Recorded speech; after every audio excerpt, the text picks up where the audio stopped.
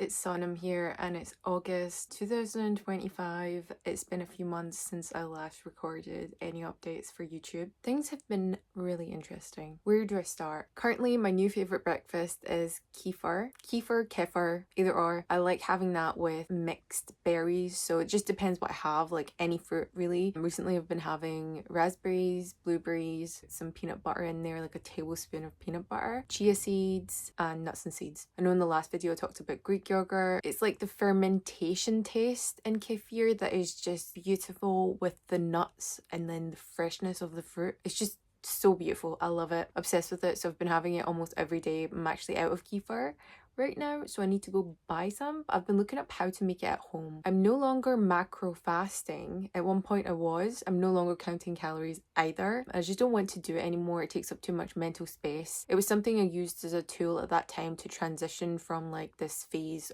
that I was going through. But basically what I'm trying to say is I don't macro fast anymore. I don't count calories anymore. There's no more intense exercising because I don't want to burn myself out again. I don't want to experience that again. So I'm like, okay, I don't need to do that. What I've been doing is just incorporating gentle movements, so just walks, stretching, yoga. Recently got back into hot Pilates. I love it.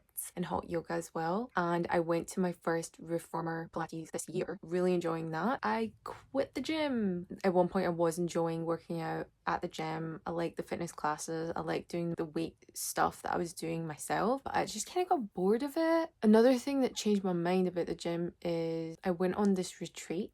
It was like 6 full days. It was a yoga and meditation based retreat. This is the first retreat I've ever been on, and oh my goodness, what an experience. We only had vegan food the whole time. Slowing down and just being really gentle with my body made me feel so connected to my mind and body in a way that I've never ever experienced, and it was quite emotional at some points, but I loved it and it made me fall back in love with meditation. That's been something I've been incorporating more of. Gentle movement, mindful behaviors, incorporating my breath with my workouts more. It's made me realize the gym is not something that's working for me right now in this time frame. Maybe I'll join it later again in the winter, but like right now I'm really loving hot Pilates and hot yoga. So that's where I'm at right now with my exercise and movement. I don't count steps anymore.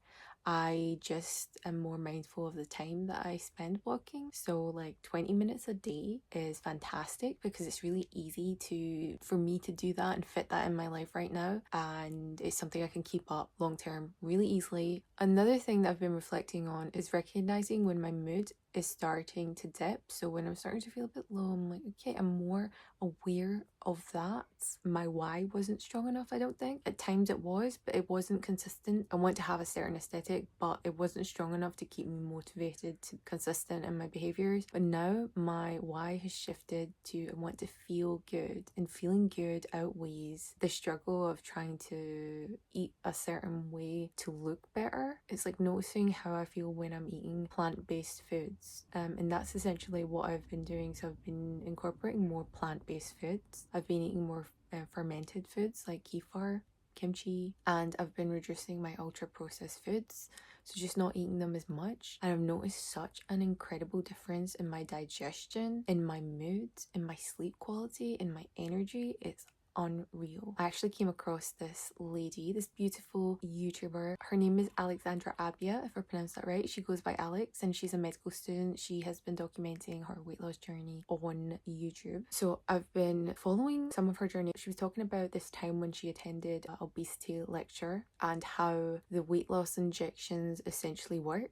and it was so interesting. I feel like I'm going to butcher the explanation, so I'm going to link her video. I think she explains it really well. Basically, the food I eat, it's sending my body messages which affects my hormones, and my hormones affect how hungry I feel, how full I feel. So if I send the right signals to my body, I'm not going to have these intense cravings. I'm not going to feel hungry all the time, because when I started doing the calorie deficit back a few months ago, I was having diet drinks a bit more often because it's like, oh, they're 0 calorie or maybe 1 calorie, I can't remember, but they're really low and they don't have any sugar in them, but they do have artificial sweeteners. And I don't want to like demonize artificial sweeteners. It's just that I noticed when I was having them a bit more frequently, I was feeling more hungry. I could eat a lot more. And so when I was counting my calories, it just made it harder to feel satisfied. This whole food noise came to me. I'm thinking about food too much and I don't want to do that. I don't want to go down that route, and I don't want my relationship with food to go downwards. You know, I wanted to improve it. I didn't want it to go backwards. So that's another reason why I stopped calorie counting, other than it actually taking up too much mental space. What I do right now is literally, I have just been eating more plant foods. The more diversity, the better. I've been eating fermented foods, so kefir, kimchi, sauerkraut, sourdough bread, stuff like that. I'm kind of trying like different kombuchas as well. Another thing that I forgot to mention to you is I've stopped drinking coffee regularly, and if I do have an occasional coffee, it tends to be decaf, because I felt like I started to feel I was relying on caffeine too much, and that was really making me feel mentally not okay. But what I have been having is matcha and also having water throughout the day. And right now in this time, in this space, in August, I'm feeling positive about it. We'll see how things go. So I just want to end this video by saying I hope you found something in this helpful. And I just want to say, if you're watching this and you're on your own journey, just take it one step at a time and just be kind to yourself. Let's just gently pick ourselves back up. Be compassionate to yourself.